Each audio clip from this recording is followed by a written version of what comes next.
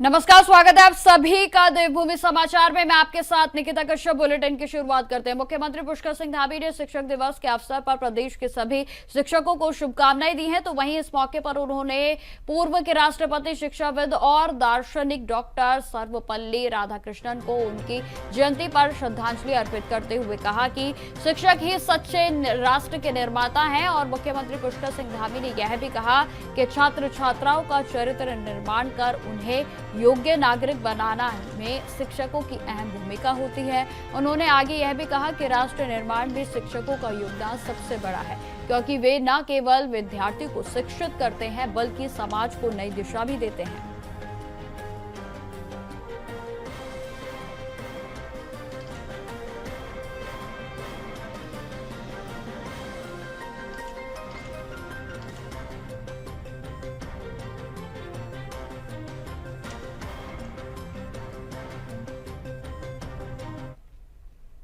खबर देहरादून से ही है, जहां पर देश के 10 असुरक्षित क्षेत्रों में शामिल करने वाली एक निजी सर्वे की कंपनी पी वैल्यू एनालिटिक्स ने रिपोर्ट में नारी 2025 को लेकर विवाद खड़ा हो गया है, और जिसमें यह रिपोर्ट समाचार पत्रों के माध्यम से सार्वजनिक भी की गई है, और जिसके बाद राज्य महिला आयोग ने इसे सिरे से खारिज कर दिया।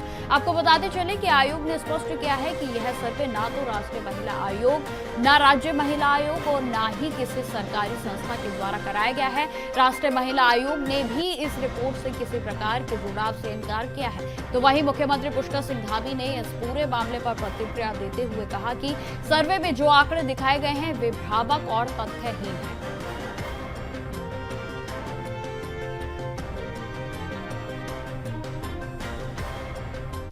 देखिए, जो भी सर्वे कंपनी ने सर्वे किया होगा उसके आधार पर हमारी महिला आयोग ने, हमारे पुलिस विभाग ने, हमारे अन्य विभागों ने, महिला सशक्तिकरण विभाग ने अपने जो आंकड़े थे वो आंकड़े प्रस्तुत किए हैं।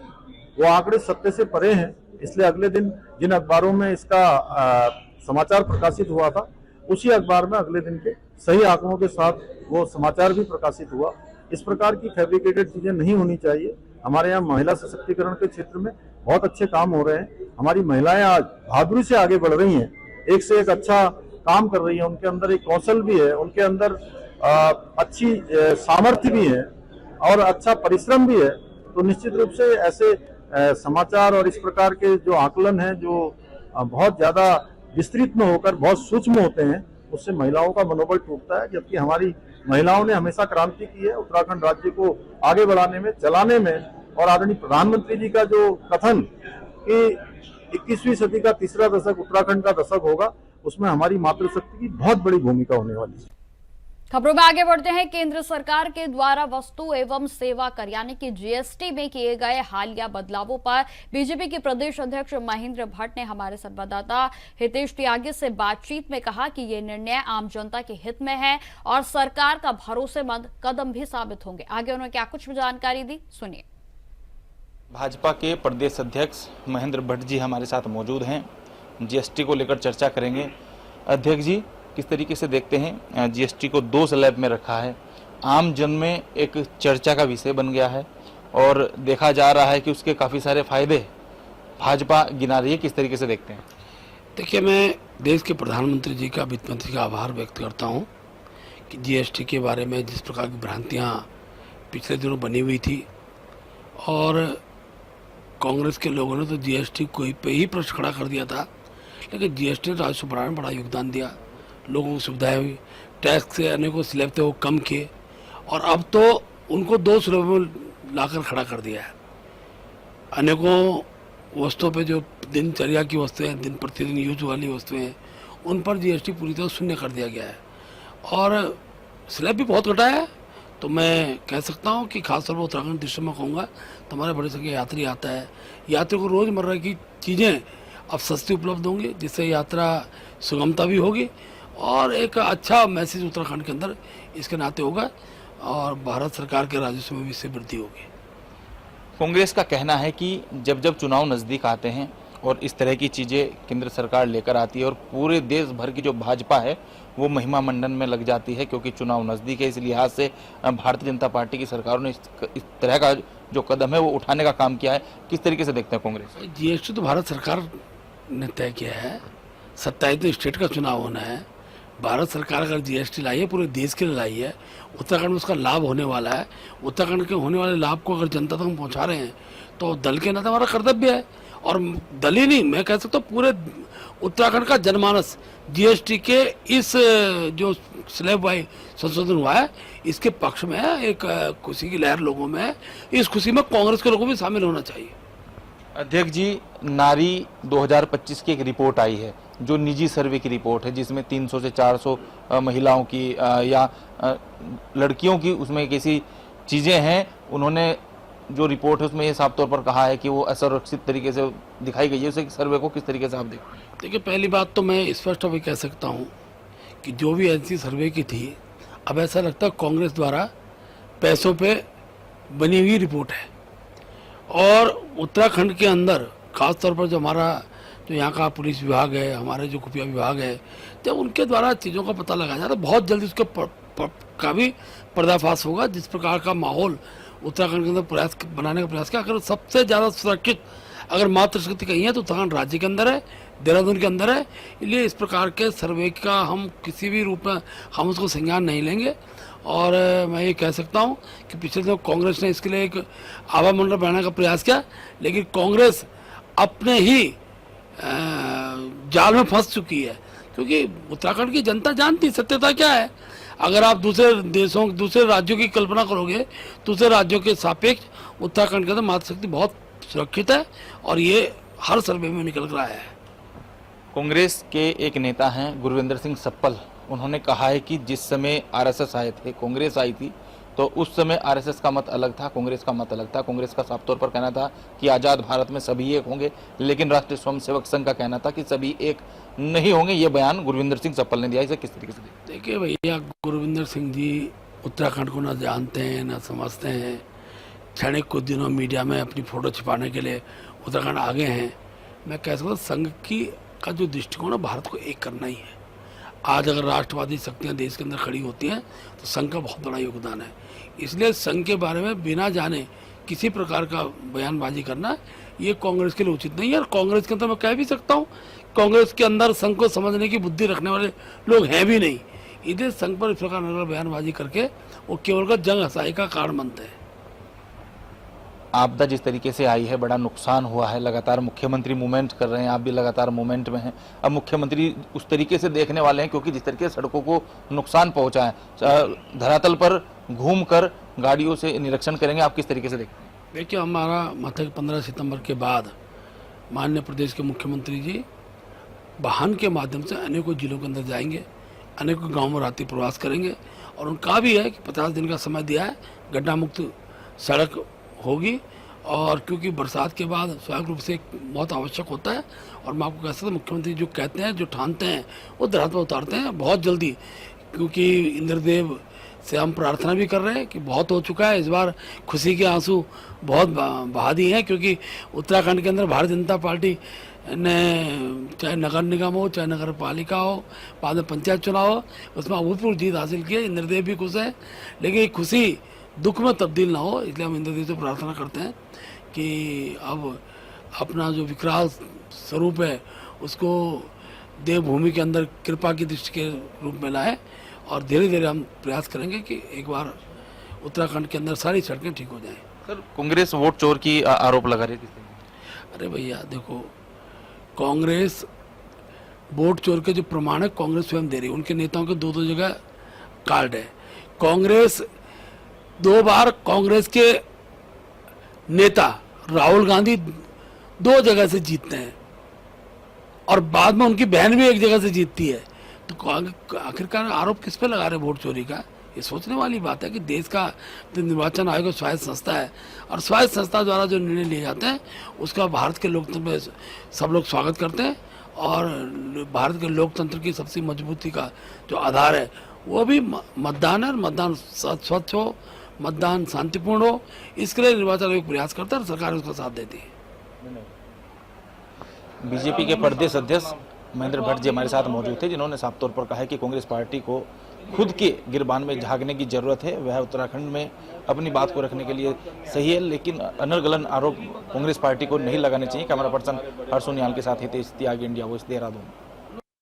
अब खबर देहरादून से है, जहां पर स्थित वन मुख्यालय के मंथन सभागार में टिहरी के सांसद माला राज्य लक्ष्मी साहा ने जिला विकास के समन्वय और निगरानी समिति की बैठक की गई। आपको बता दें कि उन्होंने केंद्र की पोषित योजनाओं की प्रगति पर समीक्षा करते हुए कार्यों की गुणवत्ता और समयबद्धता से पूरा करने पर बल दिया। तो वहीं बता दें कि सांसद ने राष्ट्रीय ग्रामीण आजीविका मिशन, पीएम कृषि सिंचाई, पीएम आवास ग्रामीण और मनरेगा कौशल विकास समेत अन्य योजनाओं पर भी चर्चा की। उन्होंने विभाग के समन्वय पर जोर देते हुए जनप्रतिनिधियों को भी सक्रिय भूमिका निभाने के लिए कहा। तो वहीं आपको बता दें कि बैठक में दूरसंचार विभाग के अधिकारी की अनुपस्थिति पर भी नाराजगी जताते हुए उन्होंने स्पष्टीकरण मांगा।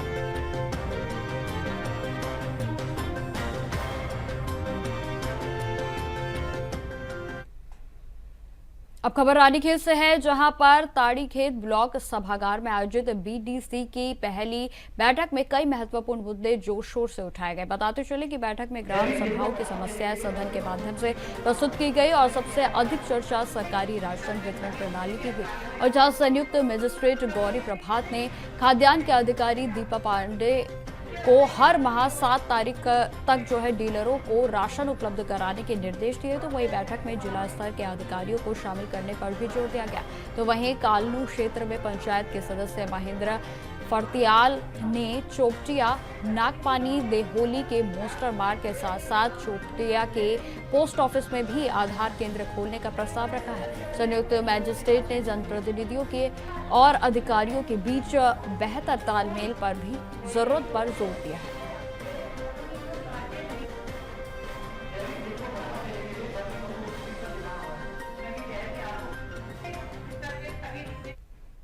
अब खबर देहरादून से है, जहां डीएम सविन बंसल के निर्देश पर जिला प्रशासन ने बड़ी कार्रवाई करते हुए जनपद की 19 सरकारी सस्ते गल्ले की दुकानों पर छापेमारी की है। आपको बताते चले कि यह कदम खराब गुणवत्ता वाले नमक के वितरण की प्राप्त शिकायतों के बाद उठाया गया, और जहां प्रशासन ने शिकायतों को गंभीरता से लेते हुए सख्ती दिखाई है। तो वहीं एसडीएम और तहसीलदार ने मौके पर पहुंचकर नमक का सैंपल भी लिया, और ये सभी सैंपल जाँच के लिए खाद्यान्न सुरक्षा अधिकारी को भेजे गए हैं। तो वहीं जाँच रिपोर्ट आने के बाद दोषियों के खिलाफ कड़ी कार्रवाई की जाएगी, ताकि गुणवत्ता विहीन और मिलावटी नमक की आपूर्ति पूरे तरीके से रोकी जा सके। वहीं इस कार्रवाई से जनता को शुद्ध और सुरक्षित सामान उपलब्ध कराने में मदद मिलेगी। तो वहीं डीएम सविन बंसल ने इस पूरे मामले पर कहा कि प्रशासन जनहित में हर संभव कदम उठाएगा और इस प्रकार की शिकायतों पर कोई भी समझौता नहीं होगा।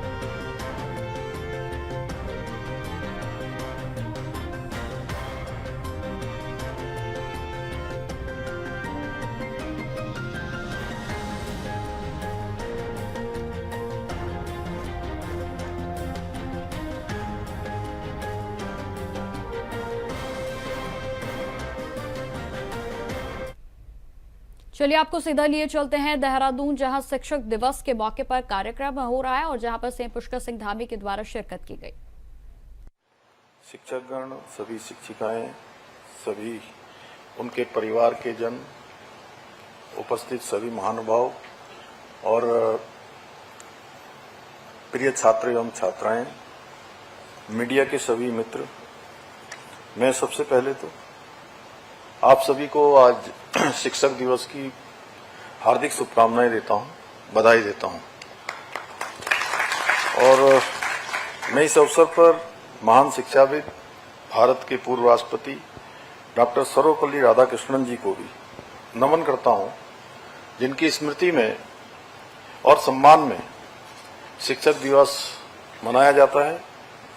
आज के इस विशिष्ट अवसर पर हम राज्य में शिक्षा के क्षेत्र में अपना उत्कृष्ट योगदान प्रदान करने वाले 16 शिक्षकों को शैलेश मटियानी राज्य शैक्षिक उत्कृष्टता पुरस्कार से सम्मानित कर रहे हैं, जिन्होंने अपने ज्ञान से, अनुभव से और परिश्रम से विद्यार्थियों के व्यक्तित्व को संवारने का काम किया है। मैं ऐसे सभी शिक्षक गणों को, जिनको आज हम सम्मानित करने वाले हैं, उन सभी को अपनी शुभकामनाएं देता हूं, उनको बहुत बधाई देता हूं कि निश्चित रूप से आप सबके कारण से शिक्षा के क्षेत्र में आने वाले समय में भी अन्य शिक्षकों के लिए भी आप सबके द्वारा जो काम किए गए हैं वो उनके लिए भी पाथेय और मार्गदर्शन का काम करेंगे कि इस दिशा में चलकर उनको भी उसी प्रकार की उत्कृष्टता प्राप्त करनी है जैसे आपको प्राप्त हुई है।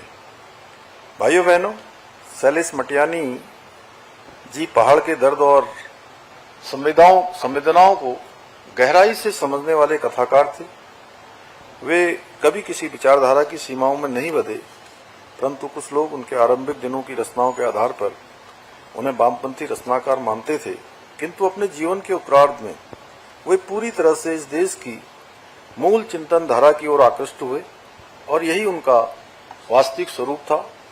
ऐसा ही रूपांतरण महर्षि अरविंद के जीवन में भी हमें देखने को मिलता है। वे भी शुरू में क्रांतिकारी थे और आगे चलकर गहन चिंतन और अध्यात्म के महान ऋषि के रूप में पहचाने गए। शैलेश मटियानी जी ने कथा साहित्य के साथ साथ गद्य और सामयिक चिंतन में भी अपनी गहरी छाप छोड़ी। शैलेश मटियानी जी को प्रायः उत्तराखंड का प्रेमचंद भी कहा जाता था। शैलेश मटियानी जी को जैसे मुंशी प्रेमचंद जी ने अपने उपन्यासों और कहानियों के द्वारा समाज के वंचित और शोषित वर्ग की पीड़ा को लोगों के सामने रखा, उसी प्रकार शैलेश मटियानी जी ने भी अपनी कहानियों और उपन्यासों में उत्तराखंड के पर्वतीय इलाकों और ग्रामीण संघर्षों को शब्दों के माध्यम से पिरोया। आज उनकी स्मृति में शैलेश मटियानी राज्य शैक्षिक उत्कृष्टता पुरस्कार प्राप्त कर रहे आप सभी शिक्षकगण आज उस परंपरा का हिस्सा बन रहे हैं, क्योंकि आप लोग भी अपने शिष्यों में राष्ट्रभक्ति, अनुशासन, नैतिकता, संस्कार ऐसे बीजों को रोपित करने का कार्य कर रहे हैं। भाइयों बहनों, भारतीय संस्कृति में गुरु का स्थान सदैव सर्वोच्च माना गया है। हमारी प्राचीन परंपरा में गुरु को केवल एक शिक्षक ही नहीं बल्कि जीवन के प्रत्येक क्षेत्र में पथ प्रदर्शक माना गया है। गुरु वो दीपक है जो स्वयं जलकर शिष्य के जीवन से अंधकार को दूर करता है और उसे ज्ञान, संस्कार और सत्य के प्रकाश से आलोकित करता है। हमारे शास्त्रों में कहा गया है, ऐसाम न विद्या न तपो न दानम ज्ञानम न शीलम न गुणो न धर्मम, अर्थात जिसके पास न विद्या है, न तप है, न दान का भाव है, न ज्ञान है, न शील है, न गुण है, न धर्म है, वे पृथ्वी पर मनुष्य के रूप में पशुओं की भांति हैं। इस पृथ्वी पर केवल गुरु ही है जो अपने शिष्य को इन सभी गुणों से संपन्न कर उसके जीवन को एक सार्थक दिशा प्रदान करने की सामर्थ्य रखता है। इसलिए गुरु का स्थान ईश्वर से भी ऊंचा माना जाता है। आप सभी जानते हैं किस प्रकार से आचार्य चाणक्य ने साधारण बालक चंद्रगुप्त को अपनी शिक्षा और मार्गदर्शन में इतना समर्थ बना दिया कि वो उस शिक्षा के बल पर संपूर्ण भारत का सम्राट बन गया। इसी प्रकार महर्षि विश्वामित्र ने श्री राम और लक्ष्मण जी को केवल शस्त्र विद्या ही नहीं सिखाई बल्कि उन्हें धर्म, मर्यादा और आदर्श जीवन की भी शिक्षा दी। भाइयों बहनों, आज इस डिजिटल युग के बदलते दौर में शिक्षकों की भूमिका और भी अधिक महत्वपूर्ण हो गई है। हालांकि कुछ लोग ऐसा मानते हैं, ऐसा नहीं मानते, पर मेरा मानना है कि आज के इस दौर में शिक्षक वो कड़ी है जो हमारे बच्चों को आधुनिक शिक्षा के साथ साथ संस्कृति, संस्कार और जीवन के नैतिक मूल्यों से परिचित कराते हैं। भाइयों बहनों, हमारी सरकार शिक्षकों के इस महत्वपूर्ण भूमिका को समझते हुए उनके योगदान को उचित सम्मान देने के लिए पूर्णतः प्रतिबद्ध है। आदरणीय प्रधानमंत्री जी के मार्गदर्शन एवं उनके सहयोग से हमारी सरकार शिक्षा में गुणवत्ता में सुधार करने के लिए अनेक योजनाएं संचालित कर रही हैं। बहुत सारे नवाचारों के बारे में अभी हमारे शिक्षा मंत्री जी ने बहुत विस्तार से बताया। वहीं हमने शिक्षकों को उपयुक्त वातावरण और साधन उपलब्ध कराने का प्रयास भी किया है। इसके अलावा हमने शिक्षकों के प्रशिक्षण और कौशल विकास के लिए भी विशेष योजनाएं प्रारंभ की हैं, जिससे वे आधुनिक समय की चुनौतियों का सामना कर सकें और विद्यार्थियों को उच्च गुणवत्ता की शिक्षा प्रदान कर सकें। भाइयों बहनों, शिक्षा के महत्व को ध्यान में रखते हुए हमारी सरकार ने देश में सर्वप्रथम नई शिक्षा नीति को लागू करने का कार्य किया है, जिसके अंतर्गत हमने वर्ष 2022 में बाल वाटिका की शुरुआत कर प्रदेश में शैक्षिक क्रांति प्रारंभ की है। हमारी सरकार द्वारा क्वालिटी एजुकेशन सुनिश्चित करने के लिए सभी सरकारी विद्यालयों में एनसीईआरटी की पुस्तकें अनिवार्य की गई हैं। साथ ही राजकीय और सहायता प्राप्त विद्यालयों में कक्षा 1 से लेकर 12 तक के सभी छात्रों को निःशुल्क पाठ्य पुस्तकें भी उपलब्ध कराई जा रही हैं। हम जहां एक और उत्तराखंड को सरकारी और अशासकीय स्कूलों के 6वीं से 12वीं तक के मेधावी छात्र छात्राओं को मुख्यमंत्री मेधावी छात्र प्रोत्साहन छात्रवृत्ति योजना के माध्यम से प्रत्येक माह छात्रवृत्ति प्रदान कर रहे हैं। वहीं हमने राज्य में बच्चों के व्यक्तित्व विकास के उद्देश्य से प्रत्येक विकासखंड के 10वीं और 12वीं के मेधावी छात्रों को भारत भ्रमण पर भेजने की योजना की शुरुआत भी की है। मुझे बताते हुए हर्ष हो रहा है कि पिछले दिनों राज्य में पहली बार 12वीं के व्यावसायिक छात्रों के लिए रोजगार मेलों का आयोजन किया गया, जिसके माध्यम से 146 विद्यार्थियों को प्रतिष्ठित कंपनियों में चयन का अवसर भी प्राप्त हुआ। भाइयों बहनों, इसके अतिरिक्त उत्तराखंड देश का पहला राज्य बन गया है जहां बुनियादी शिक्षा के लिए राज्य पाठ्य चर्चा रूपरेखा तैयार की गई है। यही नहीं, विद्यालयों में विद्यार्थियों की रचनात्मकता को बढ़ावा देने हेतु बस्ता रहित दिवस को भी पाठ्य चर्चा में शामिल किया गया है। इसके अलावा हमारी विरासत पुस्तक के माध्यम से कक्षा 6 से 8 तक के छात्रों को भारत की संस्कृति, लोक परंपरा, देश और प्रदेश की महान विभूतियों से परिचित कराने का कार्य भी किया जा रहा है। हमने इस पुस्तक में उत्तराखंड राज्य आंदोलन के जन नायकों की शौर्य गाथाओं को सम्मिलित किया है, जिससे हमारी आने वाली पीढ़ियां उनके बलिदान को समझ सके और उनमें राज्य के प्रति उत्तरदायित्व की भावना भी विकसित हो सके। हमारी सरकार ने बच्चों में कौशल, उद्यमिता और भारतीय ज्ञान परंपरा को विकसित करने के लिए कौशलम कार्यक्रम भी प्रारंभ किया है।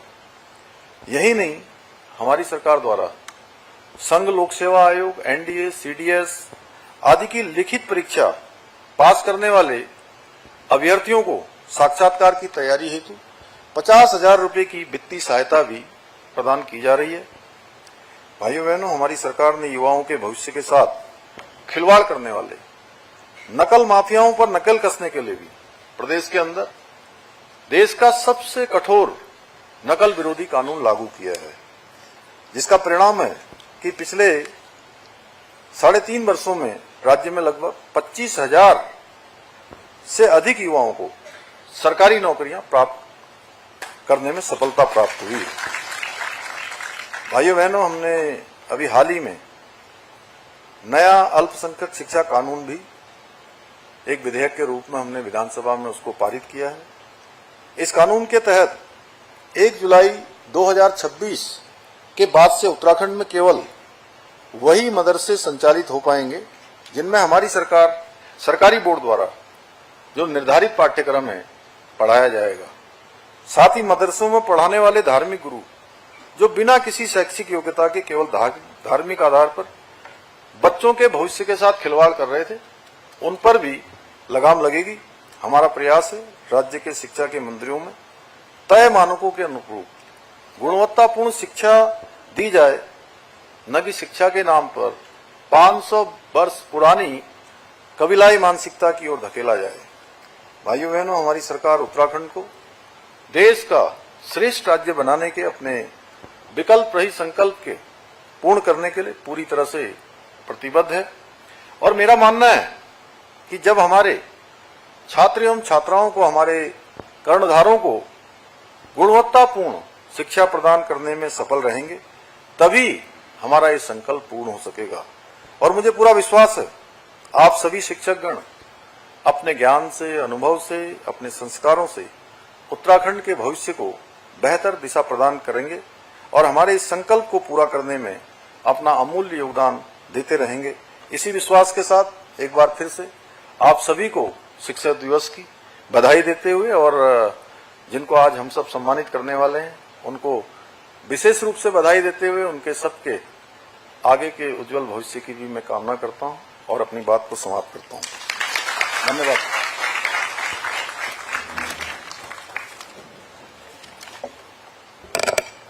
धन्यवाद।